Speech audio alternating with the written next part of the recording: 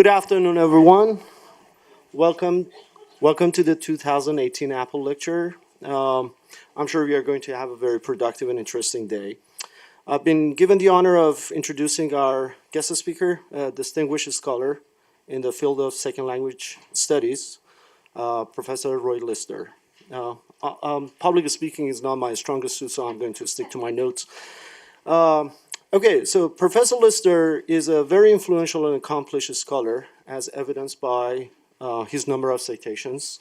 I just checked this morning. It is 11,179 so far, to be precise.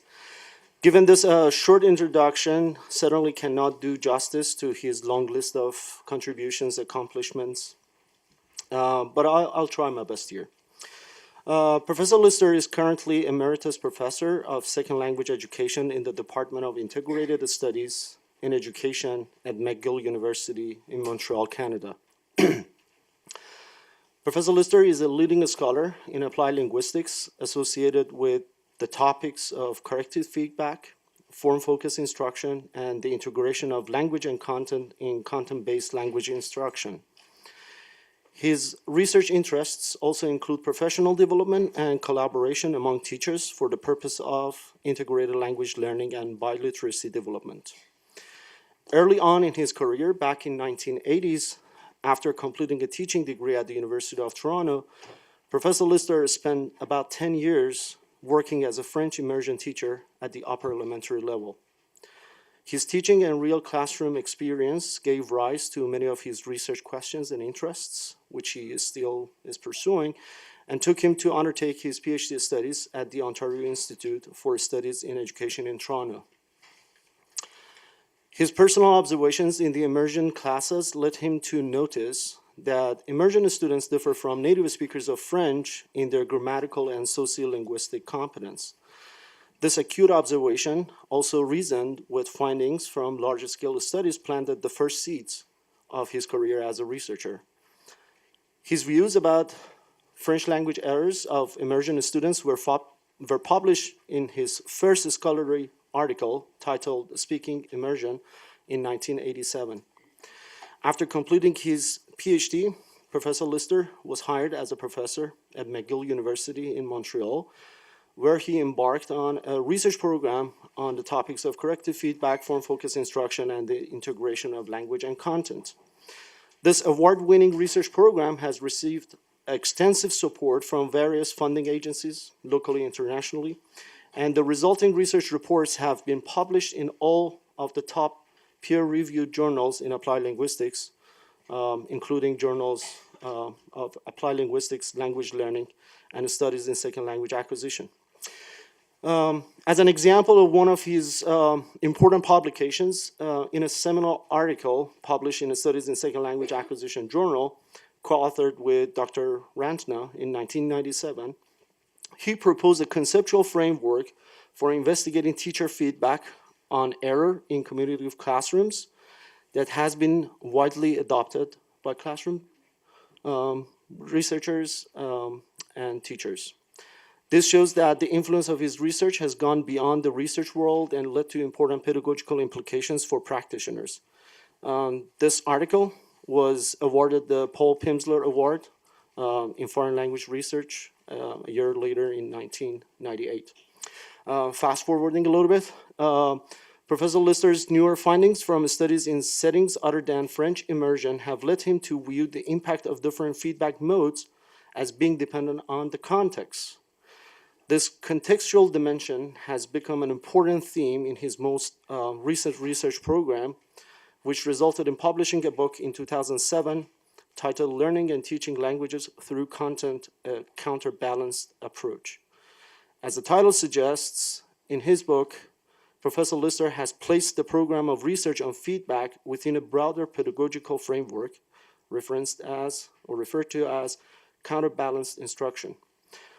This approach involves the systematic integration of both content-based and form-focused instructional options, which I believe is a much demanded framework by both researchers and practitioners.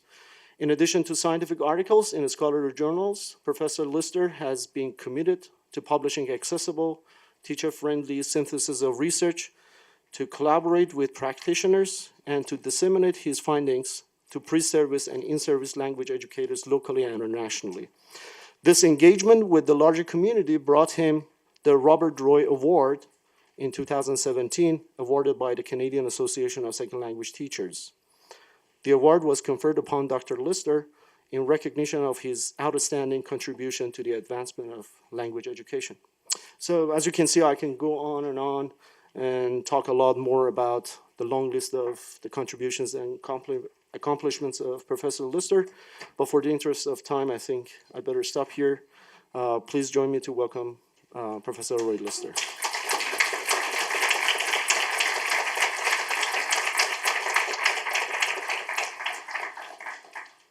Thank you very much for that thorough introduction. It's very appreciated, and thank you to everyone for being here on this fine day. It's almost like a spring day, isn't it? And as coming from a Canadian winter, I'm quite pleased to be here. So, I am going to speak very specifically about corrective feedback and talk about a program of research that moves from observational research to quasi-experimental research. And I usually start talks about corrective feedback by talking about classroom interaction and the importance of interaction and good questioning techniques and so on, in order to really frame corrective feedback as part of a bigger picture. But I've decided not to go into teacher questioning and so on right now, because I'm committed to focusing on corrective feedback and looking at specifically the program of research that we've undertaken looking at it. So throughout this talk, I'll be using on my slides, I'll use CF to refer to corrective feedback. You know, and it's so simple, the definition. These are teacher responses to learners' errors. What could be easier than that, right?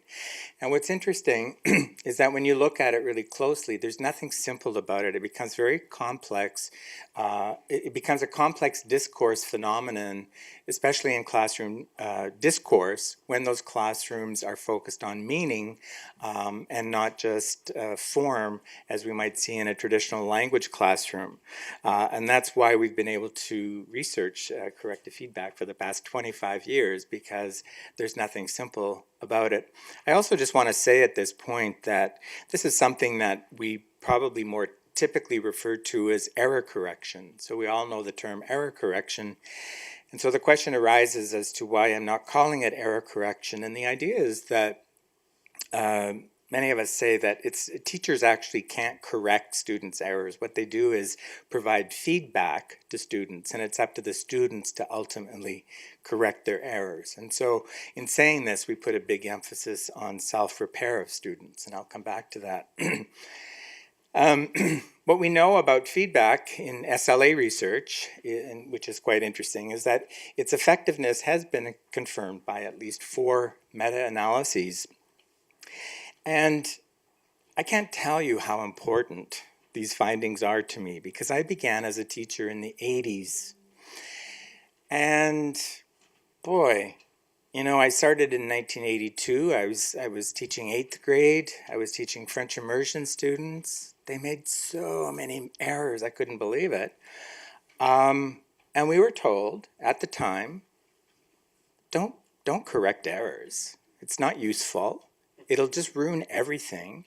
It'll cause anxiety. And I thought, oh my goodness, I'm teaching 8th grade. I don't want any more anxiety.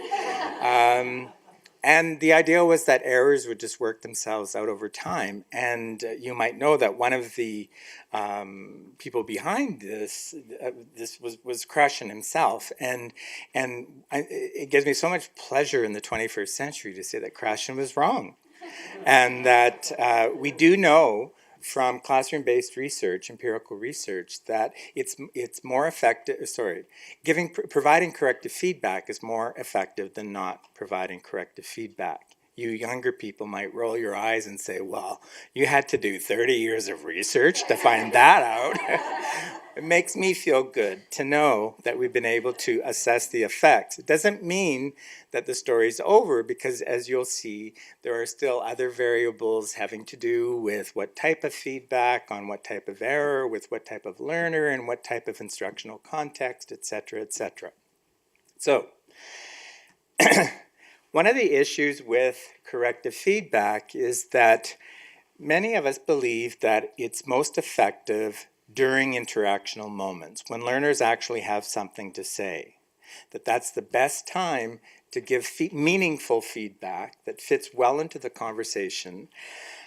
And this is a problem for many practicing teachers because, of course, they think, when my students are saying something, they're, I'm so happy they're finally saying something. And it doesn't seem like the best time to provide feedback. So if it is the case that it needs to be provided in the heat of the moment, when students are really expressing something, then we need to find ways that are quite seamless and fit well into the conversation. Okay? So, that doesn't seem right. Can you still hear this okay? Okay. And I just want to say parenthetically, though, that this is still an open question, so that there is some ongoing research looking at the effects of delayed feedback versus immediate feedback. And at this point in time, the verdict is still really out on that, so that we don't really know which is more effective definitively. Okay? The other interesting aspect related to corrective feedback that I want to mention is that there's a lot of research looking at students' and teachers' preferences concerning corrective feedback. And a lot of this research will give questionnaires or interview teachers, and teachers have a tendency to say, well, of course I believe in giving corrective feedback, but I know my students hate it. Like, they don't like feedback, they don't want feedback, it makes them feel uncomfortable. But the same research tends to give the same questionnaires to the students, and the students tend to say, yes, I'd really like to get feedback, but my teachers don't give me any.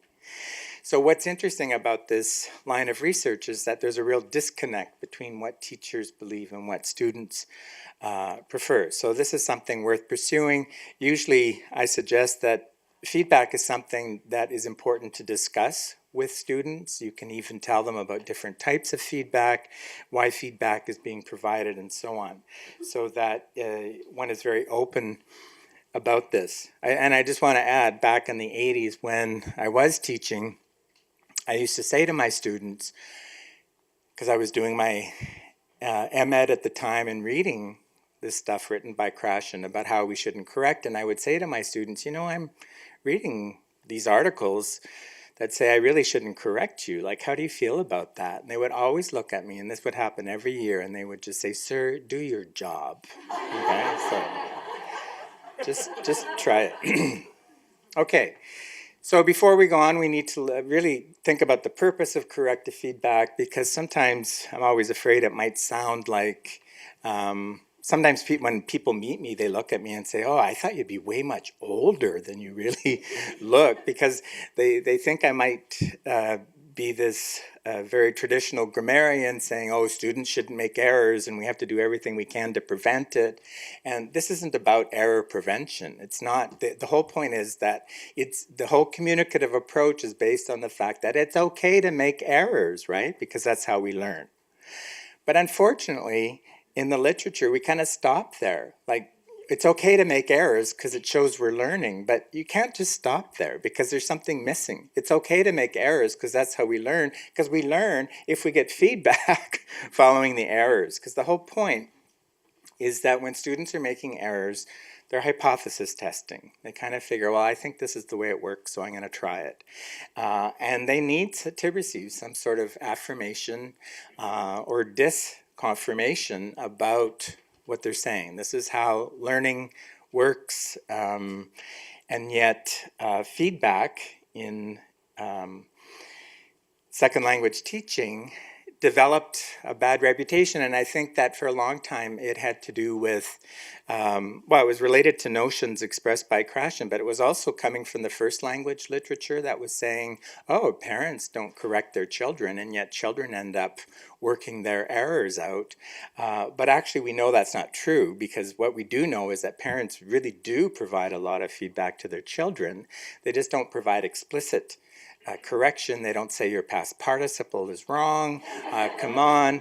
Instead, they will say they'll recast or ask for some sort of elaboration. Okay. And what we know, and we know this so well in the Canadian context from all the work that we've done in French immersion context, that if there isn't some sort of feedback provided on erroneous utterances, these errors become fossilized. And I use the term reluctantly, just because when we're talking, especially when we're talking about young learners, it's not great to express, talk about fossilization, which really describes a state of permanence, right? So I always like the word recalcitrant, but not a lot of people use that word, so I just thought I'd use fossilized. So I'm going to start out with our classroom observation studies. And then, as was mentioned, in 1997 with Leila Ranta, we did a fairly large-scale study in Montreal, looking at the different types of feedback that teachers use, and we identified 6 different types of feedback. And we also, since then, divided them into 2 general families of feedback, so that we talk about reformulations very simply. So it's a type of feedback when teachers reformulate the student's utterance. It could be implicitly or explicitly, but we give the right form to the learner. And then we talked about another type of family that originally we called the negotiation of form, but since we tend to call these prompts. When teachers actually push learners, the teachers do not give the right form to the students. They withhold the form and try and push the student to try to self-correct or self-repair. Okay? So I often, when I do workshops, I do a lot of workshops with teachers, and when I do, we spend a lot of time looking at different examples so they really understand these different types well, but I'm just going to quickly give an example of each before we move on. So an explicit correction, which is a type of reformulation, we give the right form to the student, but when we give the form, we basically say, no, you're wrong, you should say this. Don't say X, say Y, okay? So here's an example. This is with young children. It's actually not I'm not giving it to you because it's a really great example. I think it's not terribly clear. They're talking about an aquarium that has fish and plants, and the teacher says, what are the plants for? And the student says, for eat the fish. And the teacher just says, no, for the fish to eat, not to eat the fish, but the fish to eat. Okay, so don't say this, say that. Okay? A more common, or the most common type of feedback is what we call recasts. And this indeed is a term that comes from first language acquisition research, because this is what parents use a lot with their children. I'm going to show you a video later on, and you'll actually see this example. The teacher says, why do you think it was good advice to go home? And the student says, so they don't get dead.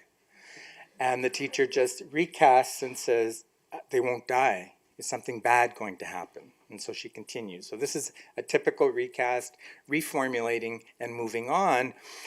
And it does, as you'll see as I go throughout this, that it begs the question as to whether or not the student really notices that he was corrected, or does he just think this was another way of saying the same thing?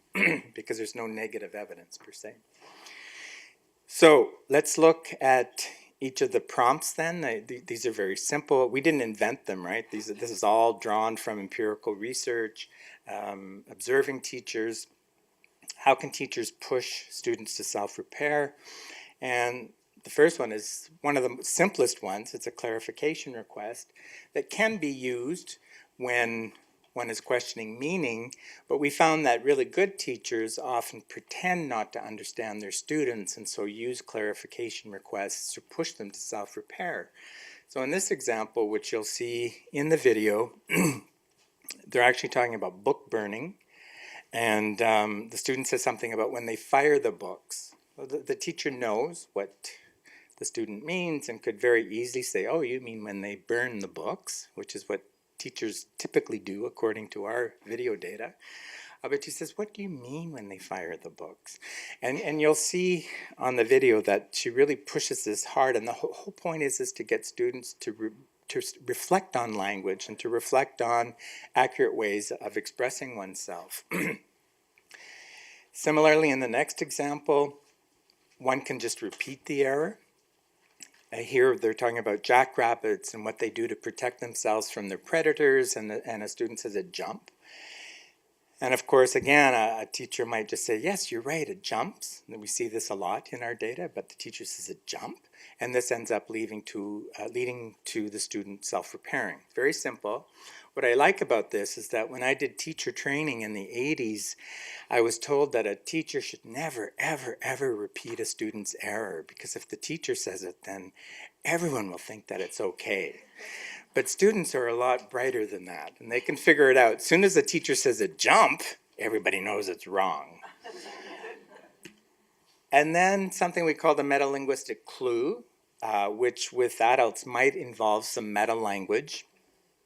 With children, we call these clues, not explanations. In this case, these are fifth graders, these are ESL students in a mainstream class doing experiments with magnets.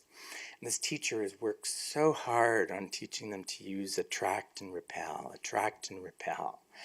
And the student describes her experiment and says, we found out that the South and the South don't like to stick together. And she just says, now let's start using our scientific language, okay? Just kind of a key. And, there's another register that you can use here. What might that be? So it's a clue for self-repair. And this one you'll see on the video too. They're studying some stories from the Magic Treehouse series, and the word cabane in French is treehouse in French. And so this girl says, so they went into the cabane, and the teacher just says, what's another word for cabane? Okay. Again, the teacher could say, oh, they went into the treehouse. But what I try to get teachers to think of is don't do that for students. Don't do the work for students. Push them to do the work. Okay. So those were the 6 types. And in our study, this is what the distribution of these different types of feedback look like. So what you see in the blue are the recasts. So what we found was there's a preponderance of recasting. Over 55% of all the feedback used by the teachers involved a very implicit reformulation, or a very implicit recast. What's interesting is that this study, based on this study, Brown 2014 in language teaching research did a meta-analysis of observational studies that had been done since our study using the same feedback types, and he found the exact same distribution, so that teachers are predominantly using recasting over half the time when giving feedback. So this begs the question as to why there were so many recasts. This is certainly the question that we asked at the time. And it's obvious that it has a good scaffolding function, in the sense that it helps students, if their proficiency level isn't high enough, the teacher can scaffold and fill in the blanks for the student. It keeps the students focused on meaning. What we also found, and this really stood out in our data, was that we found that teachers are doing a lot of echoing in the classroom. Not only are they recasting errors, but they're repeating well-formed utterances too. So you'll see in this example here, you'll see this in the video too. A student says, depends who's teaching, and the teacher just says, depends who's teaching. And it really struck us that this was happening a lot. And in terms of a recast, a girl says, because he don't like books, and the teacher says he doesn't like books. And the question here is, well, if there's all this echoing going on, the teacher's repeating or recasting whether the utterance is right or wrong, what are the students perceiving? So these children in this classroom you're going to see were in 3rd grade. So I just want you to put yourself in the shoes of a 3rd grader and figure out if you could and consider whether or not you can figure out whether or not you're being corrected or not. So what on the video, what you're going to see is the English teacher.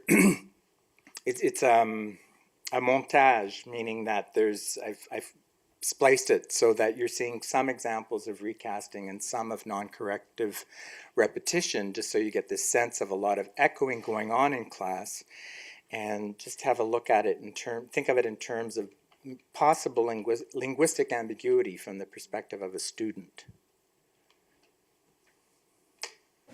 They also said that that volcano was starting at 12 o'clock and it's starting to get out. Oh, the volcano was going to erupt at 12 o'clock. Yeah, How did they? He picked them and put them on the other side. Lifted them up and he transferred them over to the other side. Jessica? Yeah, because he don't like books. He doesn't like books. In the beginning, it had like a farmer that wanted to give a favor. Yes, there was a farmer boy, young boy, who gave a note to the boy, to Jack and Annie, To give to the silk weaver. to give to the silk weaver. And the silk weaver. Pyramids. Pyramids, good. There's a lot of booby traps. A lot of booby traps. What did you find out about the Vikings? What did you find out, Taylor? Yeah. They lived in Europe, so we're here in North America. Jonathan? They're gonna get killed soon. They're gonna get killed? Like what that is? Kind of like a pie. It's kind of like a pie. But I have this cobbler is a man. David, why do you think it was good advice to go home? It's because they don't get in. So they won't die? Do you think there was something bad going to happen? Yes. Besides me. It's something that was bad. Something that's worth a lot. I wanna see a Anything lot. else? Very good. Thank you, Julian. Jonathan, what else? Depends who's teaching. Depends who's teaching. Okay, so you get this sense, you can see that it's good scaffolding, but it's not necessarily maybe the best way to try to draw attention to ill-formed utterances. So those are children. So just let's quickly look at this study, an early lab study that was done in 2000 with adults, where these adult learners were interacting with a native speaker, and the native speaker was asked to give recasts while they were completing tasks. And at one point in time, the learner says it have mixed colors, and I'm sorry, yeah, the learner says it have mixed colors, and the native speaker says it has mixed colors, the recast, and the learner says mixed colors, So, I mean, if you think of it morphologically, right, we don't really notice these empty presentational phrases, it has or it have, and what really counts here is mixed colors. It's the lexical items that stand out. And so this was videotaped, and afterwards they asked the learner to look at this videotape and to say what was going on and what she was thinking at that point in time, what she thought was happening. And the learner just said, I was thinking nothing. She just repeat what I said. Okay, so if this goes on with adult learners, it really made me wonder what's happening with younger learners. So at the same time, at the end of the 90s, there was quite an interest in looking at recasting. A lot of these studies were done in labs. And what was found actually was that recasting really is effective for certain types of learners with high analytic abilities, high phonological memory, high proficiency levels, high working memory capacity, and so on. So there's a lot of evidence. What's funny is that the conclusion of a lot of these studies is that, yeah, recasts are effective. But they didn't really make the point that they're effective for some highly analytic learners and not for everyone. That was kind of left out of the picture. So another question that arose was the fact that in some contexts, learners didn't seem to be repeating recasts. So this was the case in our French immersion classrooms. Teachers were recasting all the time, and there was about maybe 18% of them were repeated by students. And this was found in other classroom contexts too. So initially I started saying, well, they're not useful because they're not being repeated. But then there were other studies that came along in different contexts and showed, well, in some classrooms, they are being repeated. Okay, so it seems to be the case that the more form-oriented a classroom is, the more likely students are to repeat the recast. Nonetheless, it begs the question as to how beneficial it is to repeat a recast, right? And this is still, I think, an interesting question. What we know so far is that for learners to self-repair after a prompt, this is a real variable in effectiveness, so that if they are able to not repeat, but retrieve the form and say it, this is a sign of effectiveness. But in recasting, it's not clear that students need. I'm not sure about younger learners, but studies with older learners show that whether they repeat them or not, there are other advantages, especially if the recast is shortened or has added intonation. There are ways to make learners notice the recast without having to repeat it. So one research question I think that's still valid, especially in classroom studies, is to look at whether or not immediate repair of a recast is effective or not. Is it useful? Okay. Now, if we look at the support, there's a lot of support from the interaction hypothesis. Long claims that because they're implicit, they're effective, because they allow the student to stay focused on meaning. I tend to say the opposite, saying that because they're implicit, it does indeed allow the student to stay focused on meaning and therefore not notice the form. Two different ways of looking at the picture. And he also points out that prompts and explicit correction interrupt communication and impede acquisition. I just want to say from all the research we've done, we've never seen any corrective instances actually interrupt communication. And I'll try to show you some examples shortly. And I also just want to show you other support, theoretical support, for this idea of pushing students forward in using the language and self-repairing. There's skill acquisition theory, of course, the output hypothesis, also sociocultural theory, this idea of moving away, moving towards self-repair and away from reliance on other repair. Conversational analysis, too. I've always really liked this work by Paul Seedhouse, who says that implicit feedback is really giving the opposite message of what we should be, the opposite to what we should be telling students. We should be saying that it's okay to make errors. And if it's okay to make errors, why are we trying to hide it and just deal with it implicitly? If it's okay to make errors, then why don't we address them more explicitly?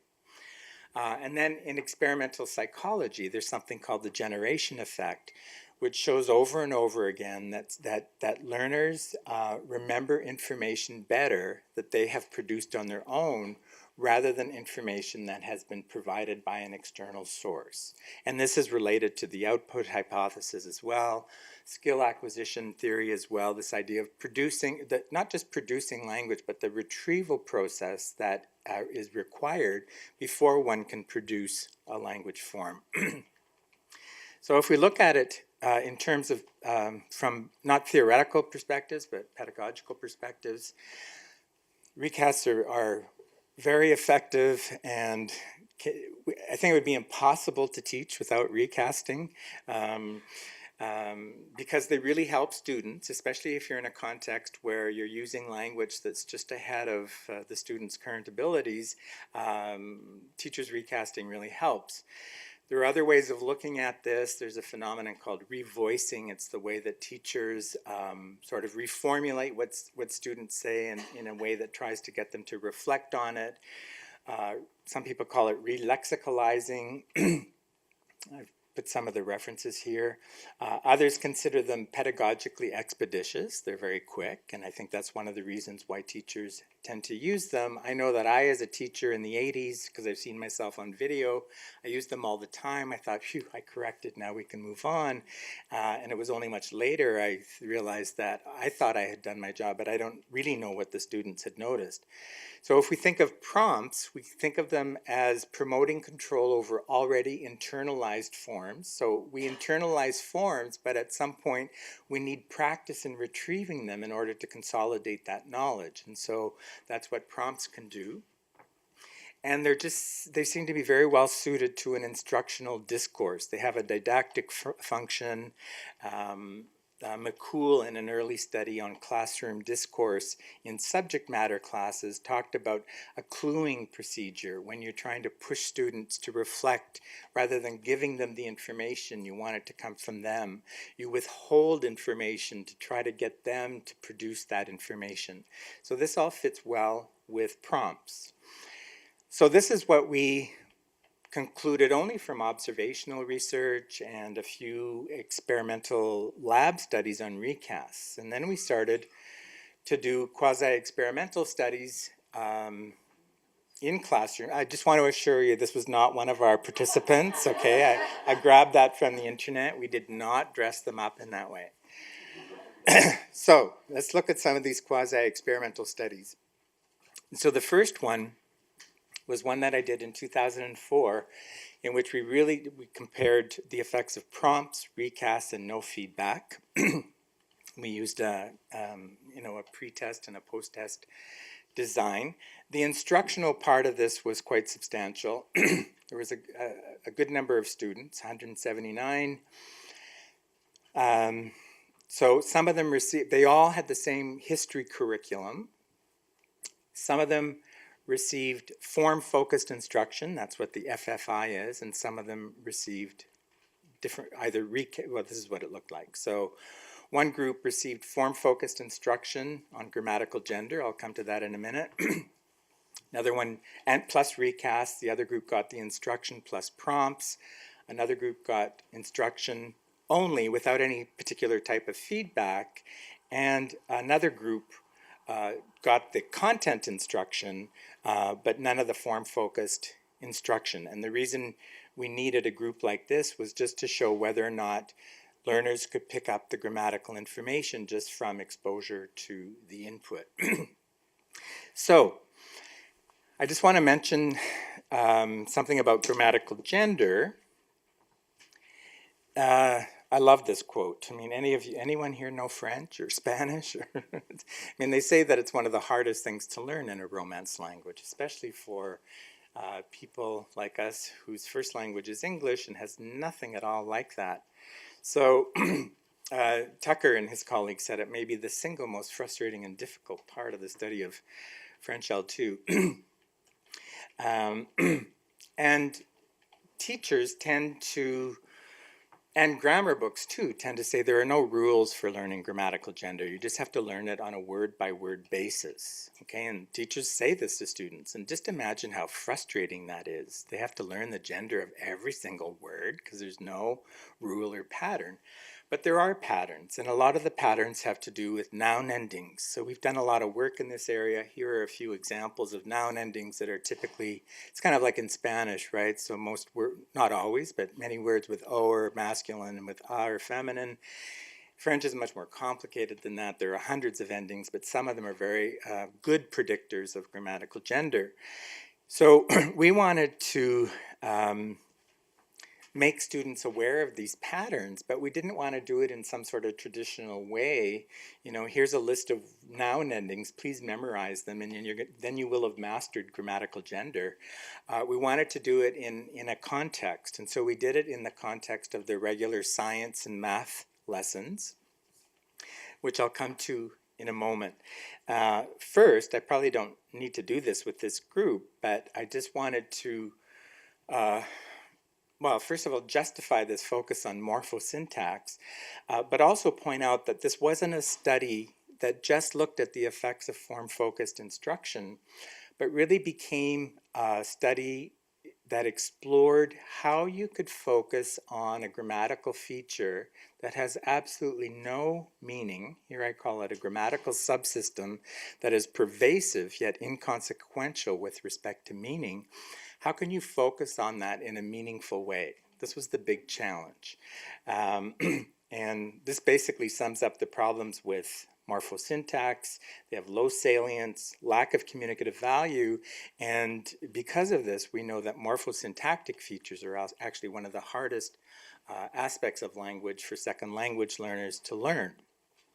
So we decided to try to integrate this into a meaningful context, and we drew on the SLA research at the time and designed instructional activities that involved noticing activities, awareness activities, and practice activities. In my lecture later this afternoon, I'm going to go into more detail concerning these types of activities because they're really an effective way of integrating a language focus into a content focus. So there were 5 weeks of form-focused instruction. Some groups getting prompts, some groups getting recasts, some groups getting no feedback. And what we found in terms of measures, there were 2 written or paper and pencil tasks, a binary choice test, a text completion task. And what we found was the group getting form-focused instruction and prompts outscored significantly the groups getting no feedback and recasts. We actually found that the recast group performed similarly to the group getting no feedback. But in terms of oral production, there were also 2 oral tasks, a picture description task and an object identification task. And we found that all 3 treatment groups that got the form-focused instruction performed similarly. There weren't any differences or advantages to prompts over recasts. There's a long-winded explanation for this in the article. It really has to do with the task effect, because when we did the oral production tests, we did it to a subsample that we withdrew from the class, and members of the subsample interacted with a native speaker who constantly gave them feedback as they were doing the task, and we think they benefited from that feedback more than anything that was done in the classroom. Okay, anyway. I know that sounds like sour grapes, but okay, so partly based on that problem of controlling for feedback in a classroom situation and separating it from the testing part of it, we did a lab, kind of a lab plus classroom study. So this was published in 2009, and it was a 2-week intervention. This is with older learners, first-year university students studying French. Again, we focused on grammatical gender, but this time we did the form-focused instruction treatment in the class, and then we withdrew students individually to give them the feedback on in dyadic interaction. Okay. So it was small scale. There were 25 students. Again, we used enhanced text to get students to notice the endings, the key noun endings. And this time the theme was Quebec films. That was the topic. So they were reading reviews of films. And the corrective feedback sessions occurred outside of class. And what was, I guess, interesting in the study, I think, was that the prompt group were given the opportunity to modify their output, and the students in the recast group did not have an opportunity to produce uptake or repair. So you'd kind of think this is a no-brainer, right? So obviously the recast group is going to do better. But these are the measures, oral production, again, and also a computerized test that we were able to score for accuracy and reaction time. And the results was that there were no differences at all between prompt and recast group, which was kind of surprising at first, because when you think of these students getting prompts and having to self-repair, and the students getting recasts, they're just getting recasts, but they can't repair anything. But there were no differences at all. And so this led to a really interesting comparison of these 2 studies, because both studies focused on grammatical gender in similar ways. And yet, in the classroom, there were overall greater effects for prompts. In the lab, no difference at all between prompts and recasts. The idea is that if you're in a one-on-one situation with a native speaker or a researcher, if you're getting feedback over and over consistently on the same error, it's going to be helpful no matter what type of feedback that is. And so this simply led us to conclude that lab settings are one thing, classroom settings are another thing, and we cannot draw any conclusions whatsoever about the effectiveness of feedback in classrooms from lab studies, okay? So that was important for us because there was a preponderance of lab studies saying recasting is really effective. So let's go back into a classroom setting. Okay, now I'm less happy about being from Canada and being in a warmer climate. Oh, Montreal must be so nice right now. So I start taking my clothes off, it gets a bit awkward. Okay, so I want to continue, and what I'm trying to do here is share with you some of the work that I've done with some of my graduate students. So we did this study, again comparing prompts and recasts, but this time in the context of China with English language majors at the undergraduate level. And the focus was on past tense in English, but we were able to tease apart results relating to irregular past tense and regular past tense, okay? So let's had a nice sample size. And there are 3 groups. So when I say practice here, this is like the form-focused instruction, but it was really focused practice. There were different practice activities. One group getting recasts, one group getting prompts, and the other one getting no feedback. This is what the practice activities looked like. So they had to do a dictogloss, meaning that they had to reconstruct. Do you all know what a dictogloss is, basically? So students, like a normal dictation, in a normal dictation, the teacher reads it relatively slowly, and the students are supposed to, write down everything absolutely perfectly. They do this a lot in French classes. In a dictogloss, the teacher reads the dictation kind of at a normal pace, maybe a couple times, and students take notes as well as they can about what they hear, and then afterwards they collaborate with a partner and look at their notes and try to reconstruct the text as closely as they can. And as they do that, the expectation is that they're going to discuss language together and so on. So in this activity, for example, they would do the dictogloss, then read their final product to the class, which gave the teacher an opportunity to provide feedback. In other words, either giving a prompt or a recast or no feedback, okay?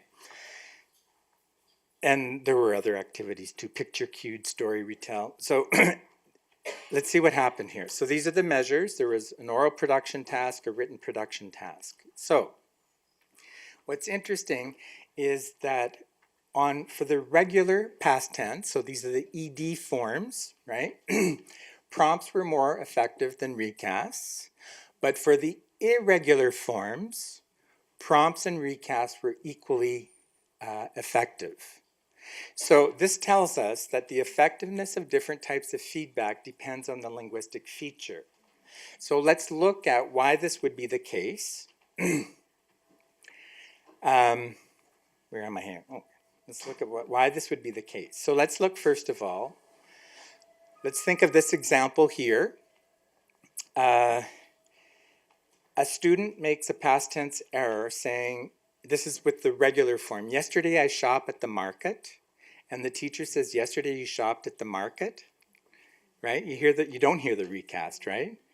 Yesterday I shop at the market, yesterday you shopped at the market. It's not salient, but with the irregular form, yesterday I buy some apples at the market, yesterday you bought some apples at the market, it's totally salient and it's easier for the student to hear.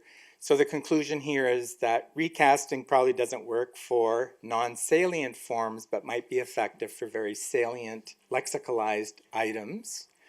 If we look at the prompts, You have to remember that these are English majors, so they've studied grammar many times, they know the rules, but they don't have a lot of opportunities to practice.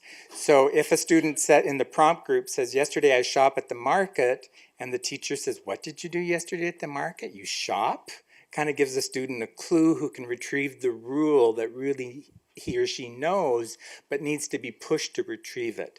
And similar for the irregulars. So the prompts work equally for regular or irregular, whereas the recasts were effective only for the irregular, and not the regular forms. Okay, so let's now look at the meta-analysis that Kazuya Saito and I did, where we looked only at classroom studies. There were 15 classroom studies, all using a quasi-experimental design, comparing recast prompts and explicit correction. Okay, so I guess the good news is, this just isn't my day. I'm losing my clothes and my microphone. Okay. The good news is that all of in this meta-analysis, all of the CF types, so explicit correction, recasts, and prompts, all had significant effects.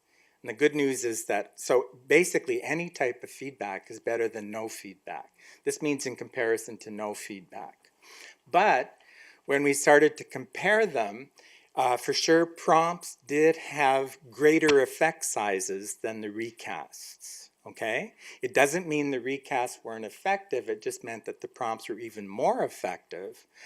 And one finding that I find particularly interesting in this meta-analysis, although it is based on a fairly small sample size, we found that younger learners benefited, and when I say younger here, it's actually sort of below 18 and older is above 18, okay? But what we found is that younger learners benefited more from prompts than from recasts, whereas adults tended to benefit equally from both.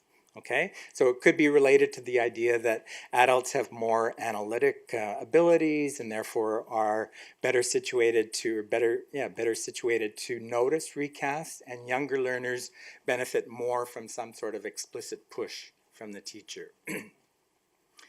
Now, after doing these studies, I moved together with some of my doctoral students to look at the effects of corrective feedback on pronunciation. Very little had been done on this. It had all been done on morphosyntax, okay? So, a lot of the descriptive work that had been done in classrooms showed that recasts might be effective for phonological errors, simply because in most studies there seemed to be a lot of uptake or student responses following recasts of phonological errors. Unlike recasts of morphosyntax errors, which tended not to be repeated by learners. So there was some suggestion that recasts of phonological errors might be effective, and if you think about it, it makes sense, because if a learner makes a pronunciation error, the last thing you might want to say is, sorry, I don't understand, what did you say? It's more effective to give a model, right? Because if you make a pronunciation error, you're more likely to benefit from a model. That was the idea, and so we did 3 different studies. Kazuya Saito was part of each of these studies, and I'm going to go through these 3 studies as quickly as I can. So these were quasi-experimental studies as well. This first study looked at the pronunciation of R and L by Japanese learners of English. And what was interesting is that it wasn't done in the context of a pronunciation class. Hey everybody, we're going to practice R and L. It was, hey everybody, we're going to learn how to debate in English. You're going to develop argumentative skills in English. So it was really contextualized practice. And during the practice, the activities were construed in such a way that R and L were frequent, and on all the PowerPoints they looked at of text, the R and Ls had been typographically enhanced, and the teacher gave recasts. So there was a no feedback group, and in the feedback group, the students consistently got recasts on pronunciation. And I just want to give you an example of one of the activities. This is so important to contextualize our teaching. And so when we give feedback, we have to create contexts of meaningful practice in which we can give the feedback. And so here they're debating something very simple. Running inside is better than running outside. And they really did have to set up a debate which gave an opportunity for the teacher to recast anytime he or she was hearing running instead of running. Okay? Another, not so much, well, there were games too. So I don't know if you know this Japanese game called karuta. Students see cards like that on the table, and the teacher might say crowd, and they have to quickly pick up the CR card. I wouldn't be very good at this game, but so there's lots of practice activities, and the whole point is giving the teacher an opportunity to give feedback. And so what we found is that the students who received recast made significant improvement. So this was the first study that I was publishing that said, yeah, well, recasts seem to be pretty effective for phonological errors. But there's a follow-up to this that's quite interesting. So that study was done with Japanese learners in Montreal, and the follow-up study was done by Kazuo Saito in Japan. And he added something this time. Instead of just recasting, there was also a group that, in addition to the recast, received explicit instruction on pronunciation of R and L. So they heard explicit models, saw images of the mouth and tongue positions, and so on. And what was found was that the learners benefited even more from recasts if they were given explicit information prior to the activities. Okay? And the conclusion is that, recasting is effective, but when it comes to really difficult contrasts like R and L, learners really do benefit from explicit information. And Saito, he's now in London, he's followed up a lot of research showing the benefits of explicit instruction on pronunciation. But what I want to mention next is the third study that used the same materials, so the debating materials, but in Korea, again focusing on learners of English, getting them to understand argumentative skills in English and focusing on R and L. So they got the explicit information, the enhanced input, the opportunities for practice, and this time they got recasts, prompts, or no feedback. So this was really the first study where we were comparing prompts and recasts on pronunciation. I had always said that recasts are probably effective for pronunciation because learners need a model. In this study, all of the lessons were recorded so that afterwards we could look at learner responses and code them to see how they were responding to the different types of feedback. And in this study, the results, the recasts and prompts were equally effective, improving controlled production. So controlled production is when students are simply reading a text, but prompts but not recasts, contributed to improvement in spontaneous production, which involved a picture description. So there were some findings in favor of prompts, even with pronunciation, but you have to remember that the feedback wasn't random. The students were engaged, they knew the focus was on R and L. So if your students know the linguistic focus, then they can benefit from a prompt. Can you say that again? Instead of a model. But what we concluded, which I think is a nice conclusion to go away with, is that a good technique seems to be to start out with a prompt, and if the student can't repair, then you give the recast. Okay? And basically we figured this out just by looking at the classroom data. Okay? So let's move on to the conclusions.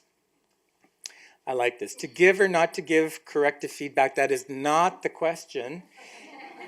And the reason I say this is because we used to say, should we give feedback or not? That is the question. And now we know, yes, not giving feedback is less effective than giving feedback, but there are a zillion other questions about feedback type, learner type, instructional context, linguistic form, and so on. So let's look at some of the things that, some of the variables that can help us and teachers make these decisions. So you all know the different, there's, in linguistics we talk about positive evidence, positive exemplars that allow us to know what is possible in a language versus negative evidence, which is really telling us what doesn't work in a language. And that's usually provided through explicit instruction or feedback. There's a tendency to say that we learn our first language primarily through positive evidence. We can learn a lot of the second language through positive evidence too, but negative evidence really plays an important role when learning a second language. So when we look at it in terms of linguistic evidence, we can say that basically what I want to say here is that learners can benefit from both types of feedback, but they're benefiting for different reasons. The processing is actually very different. So that for recasting, learners are getting exposed to positive evidence, and then they have opportunities to infer negative evidence if the form is sufficiently salient. Okay? So that's why recast can work.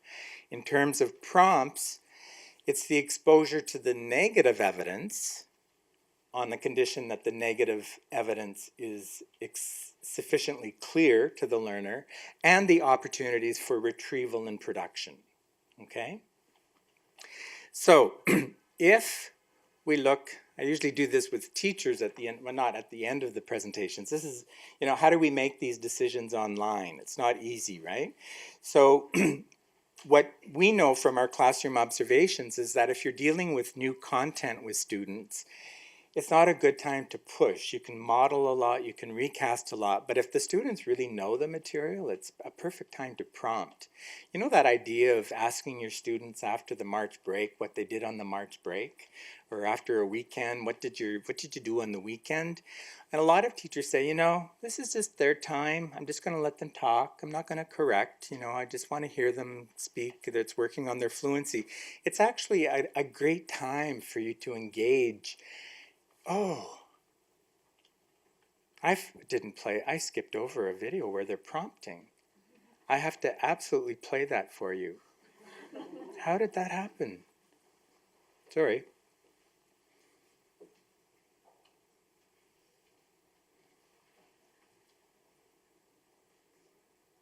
It was hidden here. The hidden video. No one noticed it. I have to play this. I know, there it is. This is so important because it's just behind the curtain, right? It's hiding.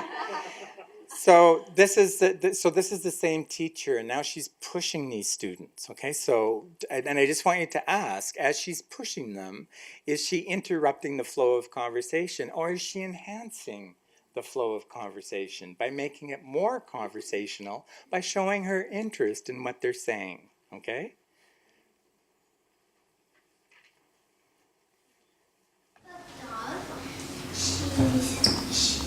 Her name was Maya, and she died when my parent was in the salon eating, and me in the cuisine. And she was on 2 feet, and she fell down, and she did like that. Who was in the salon? What's that in English? What is salon? Cody? The Living room. Who was in the living room? Parent. And who was in the kitchen? You were in the kitchen. Where was your dog? In the kitchen. With you. And what did your dog do? 6 mois. What's mois in English? Months. 6 months. Is that old for a dog or young? No. Treehouse, and after it got a turn at class that at the home, they're gonna go in another place. So à place d'aller at home. What does à place d'aller? Does that mean instead? Instead of going to their house, you think they're going to go to another place? Okay, who else? Very good. They went in the cabin. They went in their... Oh, right. slippery finger. Let's start that over, and there we go. Their house, you think they're going to go to another place? Okay, who else? Very good. They went in a cabin. They went in their cabin, and what's another word for cabin? In Tree their house. shop, in the tree house. And Tom fired the book. Go When ahead. they fired the book, When they what? when they fired They the fired. What do you mean they the fired? books. No, let her say it in another way. Explain it to me in another way. When they put fire on the books. What's that when we put fire, to make a fire? What do? When we put things in the fire, we say we burn things. Good, continue. When they burned it, the guy just burned the books that he didn't write. He kept the books that he wrote. So it's hard to hear the very end there, but she says the guy, when he burned the books, the guy just burned the books that he wrote. So she self-repairs, and that's kind of ultimately the idea. Like if you keep pushing students, maybe they'll learn to self-repair on their own. And I also just want to say something about this exchange I love when this poor little girl is talking about her dog that died. You know, some teachers say, oh my goodness, you know, I would never give feedback if a child was talking about a dog that died. I have to tell you, the day we did that, every child had to tell a story. They loved telling about their pets that died. They were so motivated. And I love the way she interacts with them, because it's like, your story is so important. I want it to be told. I want it to be told correctly, and I really want to understand, like, what do you mean your mom was in the cuisine? Like, what is that? You know, and the girl finally says kitchen. And so this is an example of really good prompting. So now let me get back to where I was. And I just wanted to, this is the point. So I was trying to say here that when a child is in control, she knows how her dog died. She's in control of the content. It's a great time, instead of saying, okay, I'm just going to back off and let her tell the story. Mary's kind of saying, well, tell me more, because I really want to understand this, right? And then obviously, you know, if students can't produce something, this is where recasts come in. But if students are in a position to be able to produce something, we're not doing them any favors by producing it for them. Sometimes if the structure is really complex, a recast is much better. If it's simple, a prompt can usually work best. And here I'm going to connect this with the next part, the idea that if the distinction is a simple binary distinction, and here I have many examples from Romance languages, for difference between masculine and feminine, or confusion between to be and to have. You know how Spanish and Italian and French are kind of the opposite of English when it comes to being cold and being afraid. We have so many examples of teachers recasting that, and they're just reinforcing the errors, because the kids are just saying, gee, French is easy. You can say le or la, and it doesn't matter. Every time I say le, the teacher says, yes, la. And so there's a lot of ambiguity. So if it's a binary distinction, it's the worst thing to try to recast. You push. What do you mean le rivière? Okay. What do you mean you have cold, or something like this? Okay. So, again, just so in terms of how to make these decisions, you know, our conclusion, and more and more people are saying this now, that variety is really important. If you use the same type of feedback all the time, the students will tune out and they won't notice it. So if you vary your feedback, they're more likely to notice. I always say, if you continue recasting what students should already know, then you're not doing them any favors. You should be pushing them. And by the same token, you can't push them to produce what they're not yet ready to produce, so you can't prompt them to produce what you know they don't know yet. Okay, so these are some basic rules about what to do. And I want to conclude with this. I just love this title. This is The Power of Feedback. So this was published in the Journal of Review of Educational Research. So this actually this is by Hattie and Timperley, and it actually comes from the educational literature and is not specific to second language learning. But they talk about feedback as being such a powerful tool in learning. And these quotes, feedback can only build on something. It is of little use when there's no initial learning or surface information. And so what this means is that feedback, and I'm not sure I've made this clear enough. Often a lot of us talk about feedback, just provide it randomly. Just focus on form. We don't have to plan anything, just whatever happens. But I think that good feedback, effective feedback, has to be part of your bigger linguistic objective picture. What are your learning goals and so on? It has to really fit into what you're already doing. And then this quote, feedback and instruction are intertwined in ways that transform the process into new instruction rather than informing the learner only about correctness. So it's not just about saying, yes, you're right, yes, you're wrong, no, you're wrong. It's just an integral part of the instructional process. And so we really need to address it.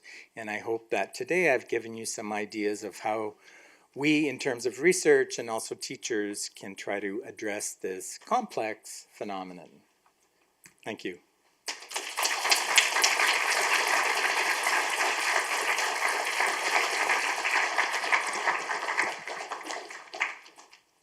Thank you. We have around 20 minutes for questions and answer.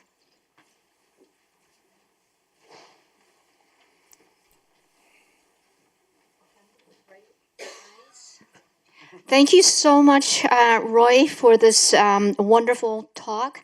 Really appreciate the last line of what you said. Feedback is an integral part of the process rather than something that one can do in isolation. I think if you look at the literature, much of the research is done by looking at feedback in isolation, particularly the lab-based studies. There are many good things you've mentioned about the feedback research. I'm just going to ask a sort of a generic question. Where do you stand with regard to the lack of longitudinal perspective? With both the lab-based and quasi-experimental studies? Well, just based on my own, I mean, almost all of the quasi-experimental studies I talked about, well, I would say almost all of them had delayed post-tests, so there's a bit of longitudinality in there, so that we might be looking, that study I did from 2004, I think our delayed post-testing was 2 months later. My experience in schools is that it's impossible to do anything other than that, so it's really kind of an institutional constraint. It's really hard to follow groups of learners into the next year. And yeah, it's a fabulous question, and I wish that we could do it. I think it's a limit. I would like to know if those students, what I can say, okay, this is something I just want to say, it's not a, I've been doing a lot of research. Well, it's more professional development with teachers in the context of Quebec. And for the last 3 years, I've been working closely with teachers as they implement units that integrate language and content. And one of the teachers I've been working with has been working with me now for 3 years. And she's at a small school and actually teaches everyone in the school. She does the French as a second language plus social studies, and she does everything in French at this English-speaking school. And she really likes my work on corrective feedback and said that she's adopted this approach and uses it with her students, and she sees them throughout these 6 grades. And she says there's no doubt that this is having a powerful effect in my school. Because she has that ability to see all the students and carry it forth from one year to the next. But yeah, it would be wonderful to have some empirical results that really demonstrate that. While we're asking about positions and intuitions, so your work's covered very short segments like phonemes, and also rather short items like bleu and la. What are your intuitions, or what do you know about the effectiveness of feedback in reinforcing longer segments of linguistic meaning, like chunks or collocations and such? You know, that rings a bell. I have a feeling that there is some research out there on collocations. Maybe you know of it. I could try to look for it. But other than that, I'd have to say I don't. I can't think of anything off the bat, but I think I recently read something about feedback related to collocations. I might try to find that. But that's a good question. Yeah. a lot of the, yeah, and maybe that's where feedback is most effective, is on these items. You know, there's some interesting feedback studies on possessive determiners, like his or her. It's kind of right up there with grammatical gender. So, yeah. I think I might not, I need to look into that, because I think Kazuya Saito, who is really interested in the pronunciation phenomenon and interested in vocabulary too, and the connection between both, might be doing some work in that area. So. Looks like you have, you've got the mic all ready to Yeah. go. Okay, thanks. Thanks for very interesting talk. So I think at the end the conclusion is not, it is that the question is not prompts or recasts, but the question is that when and for what prompts or recasts. Sorry, the question is what? For what and when Yeah. prompts or recasts. One of the arguments that Michael Long always puts forward, evaluating the quasi-experimental studies comparing the prompts and recasts, is one, how longitudinal these studies are. I mean, for implicit learning to take place, we need a lot more time. But the second one that he raises all the time is that what sort of measures we use as outcome measures in these quasi-experimental studies. If we want to be fair to the effectiveness of recasts, probably we need to include more implicit types of measures that can show that the learners have accumulated some sort of implicit knowledge of the forms that they have been corrected on. What's your take on this? Yeah, I actually don't think he's read our experimental studies. And that in the quasi-experimental studies that I referred to, we have we have oral production measures. We have oral production measures, mainly picture description tasks, where the students have been tape recorded and audio recorded and transcribed and carefully coded. I'm not sure how much more implicit you want than spontaneous oral production data. That's all I can say.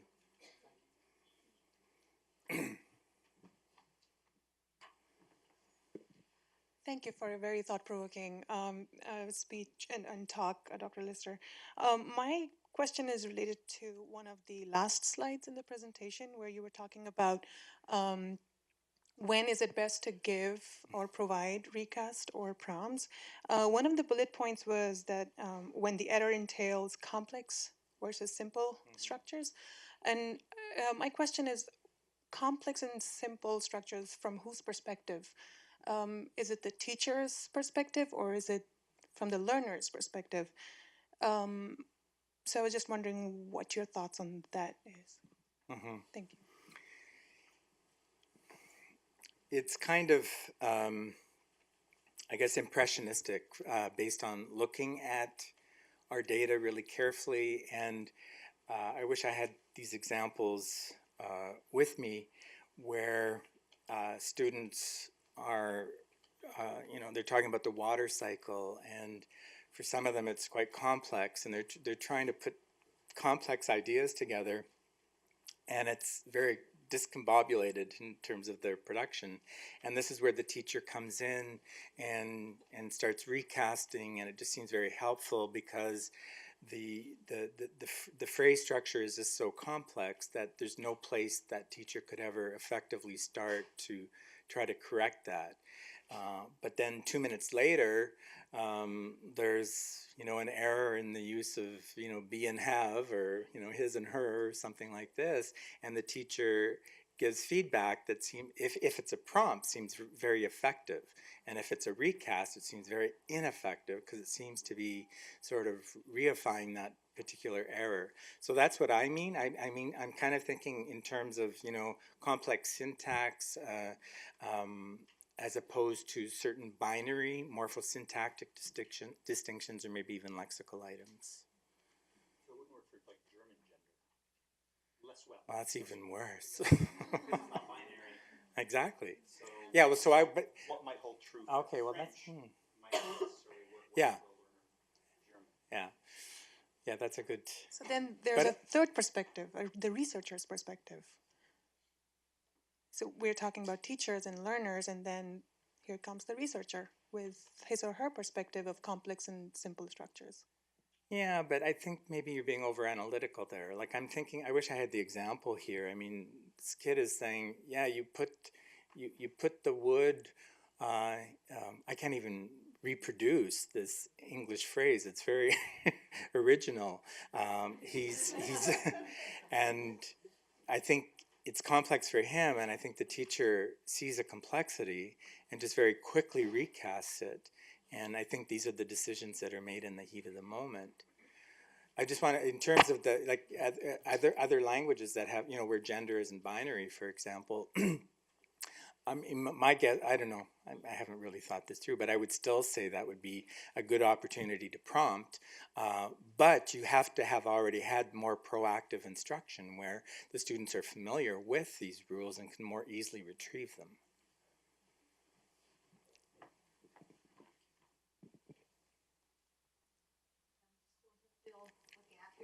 Someone else wants to ask a question. The treatment studies, the quasi-experimental studies, what is the rationale behind deciding on the duration of treatment? 5 weeks, 2 weeks? Is that a practical decision, or is that a decision backed up by some previous research? Oh, I think it's related to your previous question in the sense that sometimes it has to do with institutional constraints. But the study that I did, which I really liked, the one from 2004, the instructional treatment was actually five weeks long. It was integrated throughout their whole curriculum. When we spent a lot of time, we had funding to do this, to have a team to write materials, and the 5 weeks.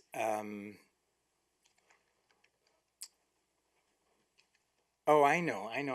Okay, so in that particular context, these students, the commercial materials they were using were in monthly dossiers. So every month they got a new dossier. So we decided to take the dossier. We took February and we went through we made a whole unit based on that whole dossier. I think other studies though, like Harley's from 1989, Day and Shapson from 1991. I think they were also around like 5 to 6 weeks. Like these are immersion classrooms, right? So you have to remember that, the teacher's with them for at least half of the day, and they can integrate these interventions over time. There is some research that suggests that longer isn't necessarily better. And I find, in fact, that's what we found in our meta-analysis, is that longer treatments were not necessarily more effective than shorter treatments. Sometimes, and so that's one of the reasons. I think the one in China, which was only 2 weeks, a lot of people said, "Oh, finally something realistic." 4 hours spread over 2 weeks. That's a lot better than 12 hours spent over 5 weeks, and that was in a foreign language context in China. So. I think to some extent, yeah, it was based on previous research where people are doing. What I don't like is the studies where there's a half an hour instructional treatment. I mean, I don't know, and they're out there. I hope I'm not offending anybody, but.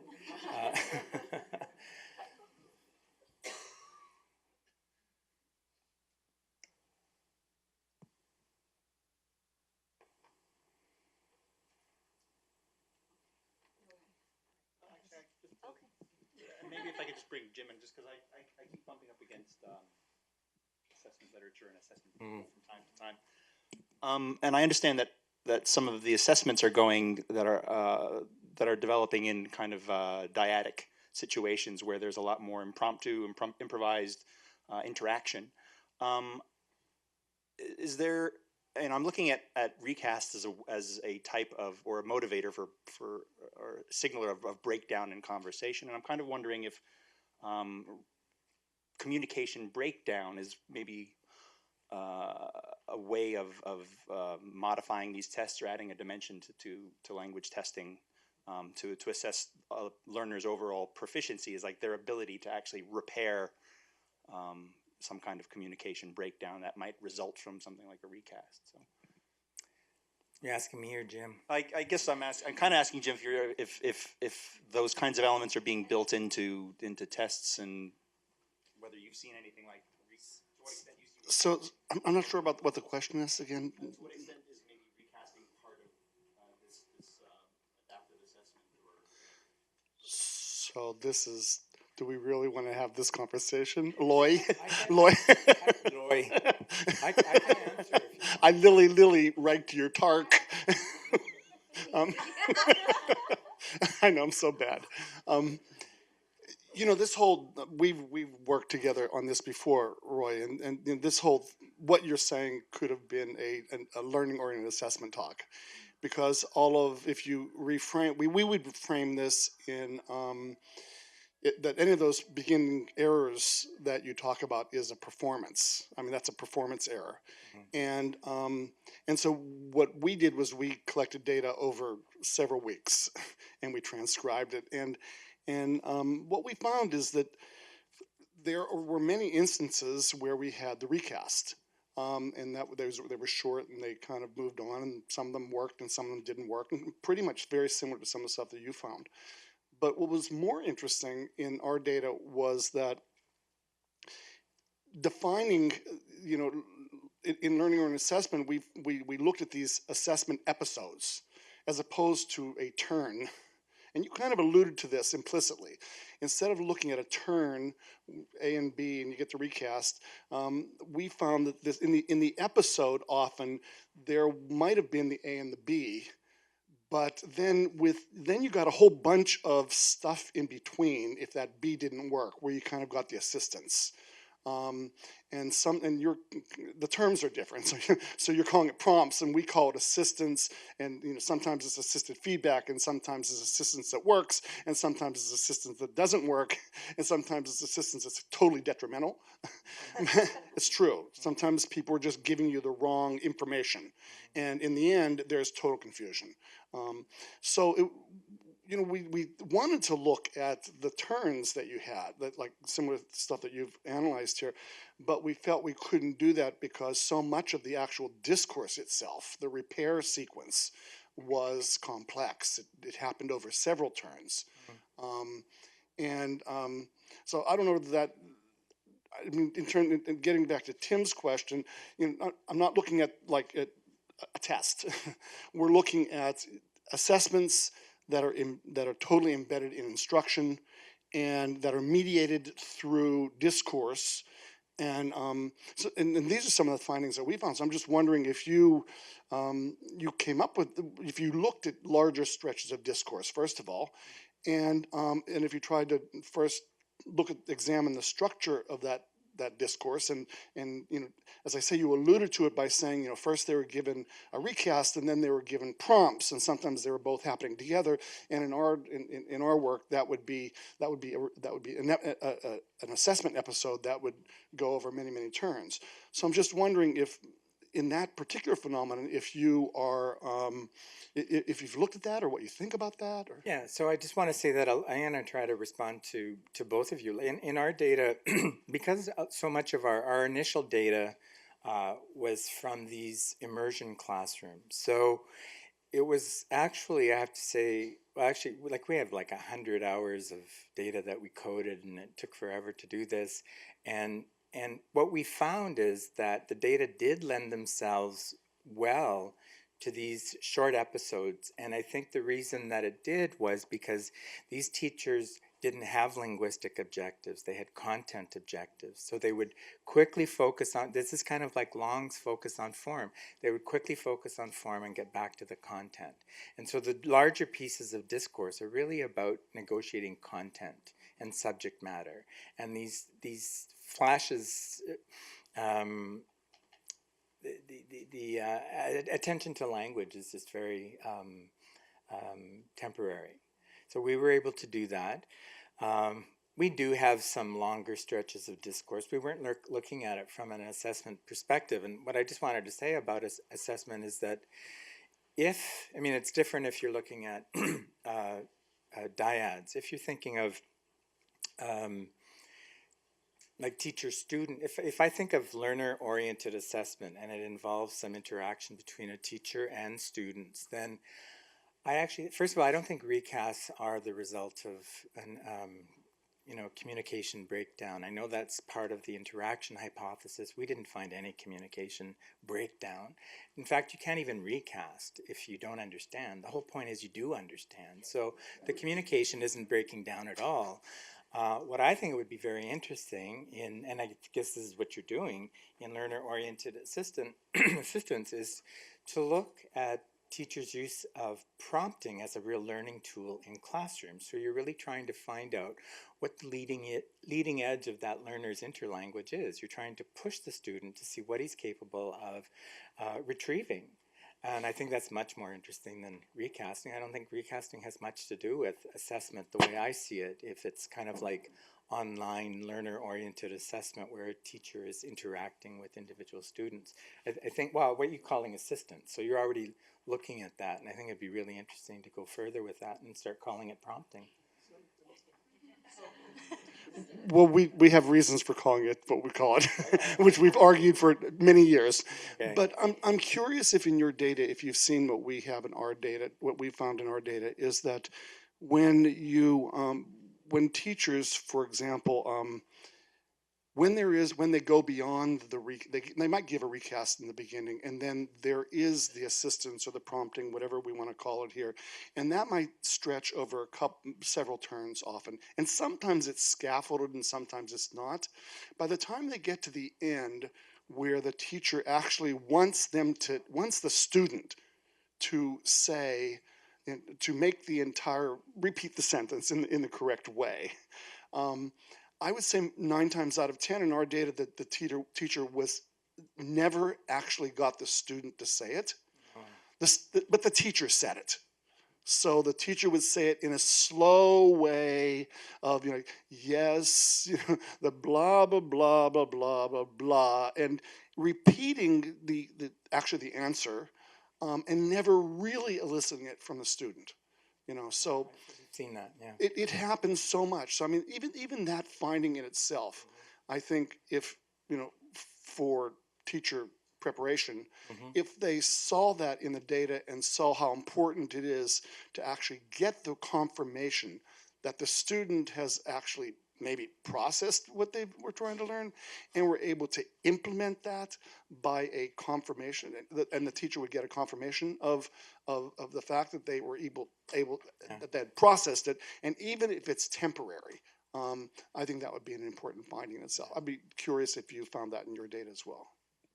We have found similar things, but it just reminded me of the 3 weeks I just spent in Hong Kong, and we were looking at EMI data from Hong Kong high school, so it's English medium instruction, and the researchers were looking at it in terms of revoicing, which is something that I had mentioned, and revoicing was supposed to be this helpful scaffold where teachers are saying, so this is what you mean, and so really what you mean is this, and then they would rephrase it, and in most cases the students were, no, that's not what I meant. Exactly. Yeah. Exactly. And it was quite shocking. And then the teacher would just kind of go over it and just assume that she knew what they meant and not getting it from the students. It was kind of scary. Yeah. All right. Thank you so much for coming. Please join me in giving Dr. Roy Lyster a big round of applause.